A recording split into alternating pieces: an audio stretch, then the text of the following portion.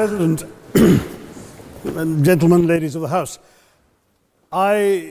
standing here with 8 minutes in my hands and at this venerable and rather magnificent institution, I was going to assure you that I belong to the Henry VIII School of Public Speaking, that as Henry VIII said to his wives, I shall not keep you long. But now finding myself the seventh speaker out of 8 in what must already seem a rather long evening to you, I rather feel like Henry VIII's last wife. I more or less know what's expected of me, but I'm not sure how to do it any differently. Perhaps what I should do is really try and pay attention to the arguments that were advanced by the opposition today. We had, for example, Sir Richard Ottaway suggesting, challenging the very idea that it could be argued that the economic situation of the colonies was actually worsened by the experience of British colonialism. Well, I stand to offer you the Indian example, Sir Richard. India's share of the world economy when Britain arrived on its shores was 23%. By the time the British left, it was down to below 4%. Why? Simply because India had been governed for the benefit of Britain. Britain's rise for 200 years was financed by its depredations in India. In fact, Britain's industrial revolution was actually premised upon the deindustrialization of India. The handloom weavers, for example, famed across the world, whose products were exported around the world, Britain came right in. There were actually these weavers making fine muslin, light as woven air, it was said. And Britain came right in, smashed their thumbs, broke their looms, imposed tariffs and duties on their cloth and products, and started, of course, taking the raw materials from India and shipping back manufactured cloth, flooding the world's markets with what became the products of the dark and satanic mills of Victorian England. That meant that the weavers in India became beggars, and India went from being a world-famous exporter of finished cloth into an importer, went from having 27% of world trade to less than 2%. Meanwhile, colonialists like Robert Clive bought their rotten boroughs in England on the proceeds of their loot in India, while taking the Hindi word loot into their dictionaries as well as their habits.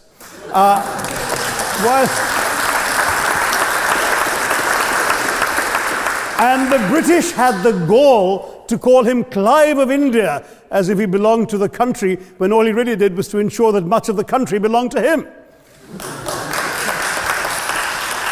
By the end of the 19th century, the fact is that India was already Britain's biggest cash cow, the world's biggest purchaser of British goods and exports, and the source of highly paid employment for British civil servants. We literally paid for our own oppression.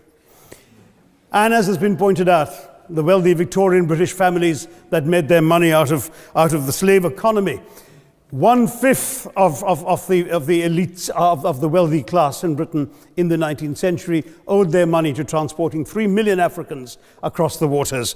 And in fact, in 1833, when slavery was abolished, what happened was that a compensation of £20 million was paid, not as reparations to those who had lost their lives or who had suffered or been oppressed by slavery, but to those who had lost their property. I was struck by the fact that your Wi-Fi password at this union commemorates the name of Mr. Gladstone, the great liberal hero. Well, I'm sorry, his family was one of those who benefited from this compensation. Staying with India, between 15 and 29 million Indians died of starvation in British-induced famines. The most famous example, of course, was the Great Bengal Famine during the Second World War, when 4 million people died because Winston Churchill, deliberately as a matter of written minuted policy, proceeded to divert essential supplies from civilians in Bengal to sturdy Tommies and Europeans as reserve stockpiles. He said that the starvation of anyway underfed Bengalis mattered much less than that of sturdy Greeks. This is Churchill's actual quote. And when conscience-stricken British officials wrote to him, pointing out that people were dying because of this decision, he peevishly wrote in the margins of the file, "Why hasn't Gandhi died yet?"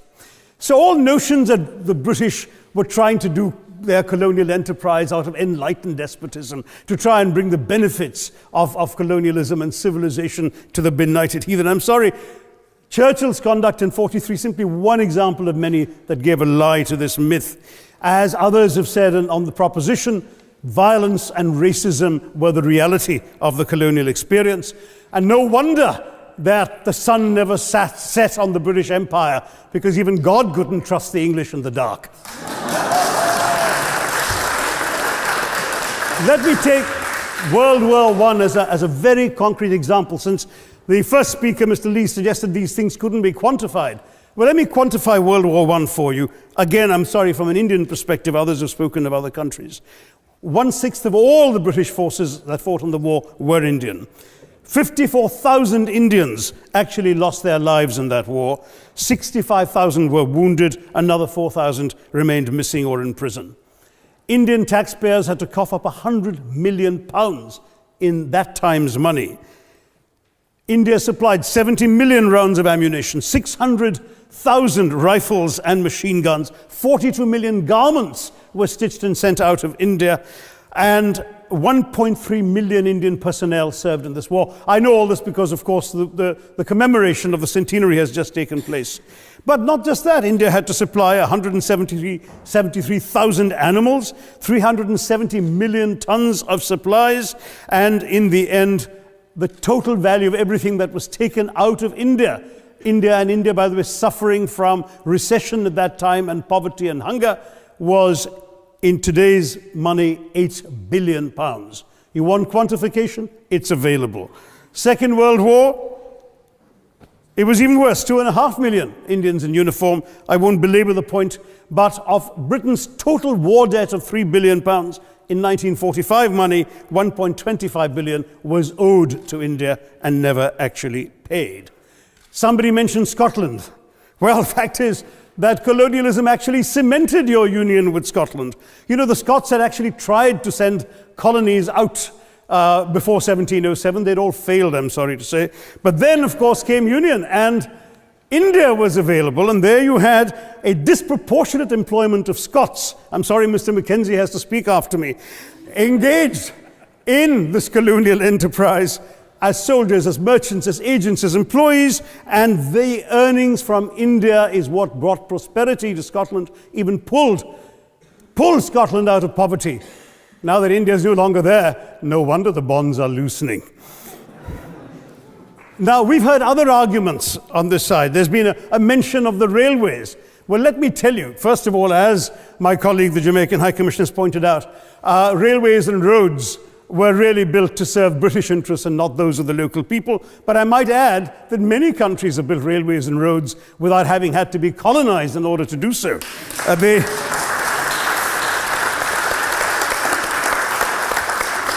They were designed to carry raw materials from the hinterland into the ports to be shipped to Britain.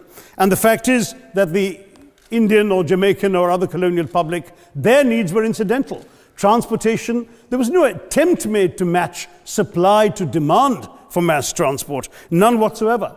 Instead, in fact, the Indian railways were built with massive incentives offered by Britain to British investors, guaranteed out of Indian taxes paid by Indians, with the result that you actually had 1 mile of Indian railway costing twice what it cost to build the same mile in Canada or Australia, because there was so much money being paid in extravagant returns. Britain made all the profits, controlled the technology, supplied all the equipment, and absolutely all these benefits came as private enterprise, British private enterprise, at public risk, Indian public risk. That was the railways as an accomplishment. We're hearing about aid. I think it was again Sir Richard Ottaway who mentioned British aid to India. Well, let me just point out that British aid to India is about 0.4% of India's GDP. The government of India actually spends more on fertilizer subsidies, which might be an appropriate metaphor for that argument. If I may point out as well,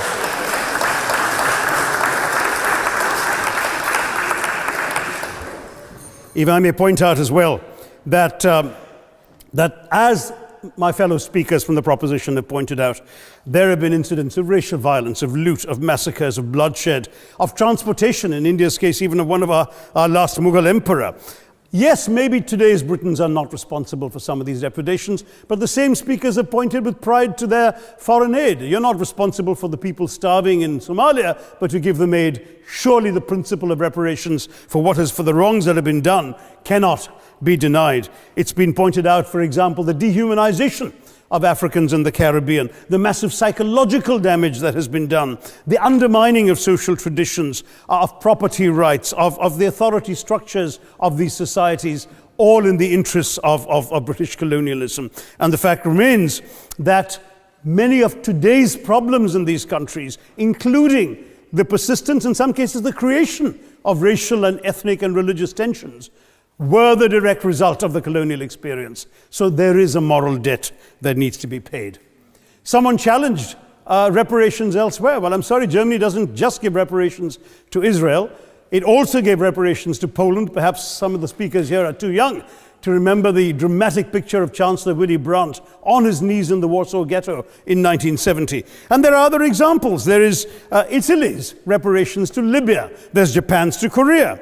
Even Britain has paid reparations to the New Zealand Maoris. So it's not as if this is something unprecedented or unheard of that's going to somehow open some sort of nasty Pandora's box. No wonder Professor Lewis reminded us that he's from Texas. There's a wonderful expression in Texas that summarizes the arguments of the opposition: all hat and no cattle. Now, if I can just quickly look through the other notes I was scribbling while they were speaking, there was reference to democracy and rule of law. Let me say with the greatest possible respect, it's a bit rich to oppress, enslave, kill, torture, maim people for 200 years and then celebrate the fact that they're democratic at the end of it.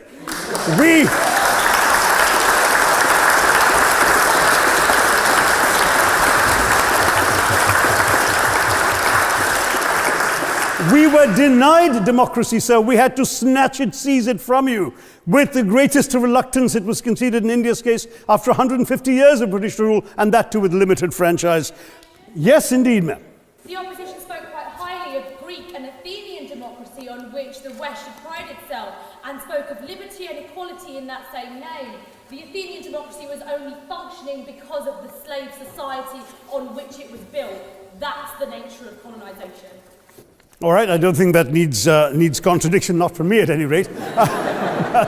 But if I may just point out, I think the arguments made by a couple of the speakers, the first speaker, Mr. Lee in particular, conceded all the evil atrocities of colonialism, but essentially suggested that reparations won't really help. They won't help the right people. They'll be used as a propaganda tool. They'll embolden people like Mr. Mugabe. It's always nice how in the old days, I'm sorry to say that the people of the Caribbean used to frighten their children into behaving and sleeping by saying Sir Francis Drake would come after them. That was a legacy of that. Now it's Mugabe will be there. So this is the new sort of Sir Francis Drake of our times.